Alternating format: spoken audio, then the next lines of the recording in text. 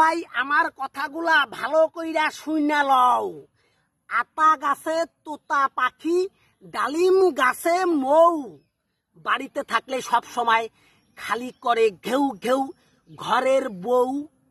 ওইটা বউ তো না, সমুদ্রের ঢেউ। বউ যে আমার লগে কেন করে ঘেউ ঘেউ, কারণ আমার বউর লগে যে পীড়িত করে অন্য কেউ।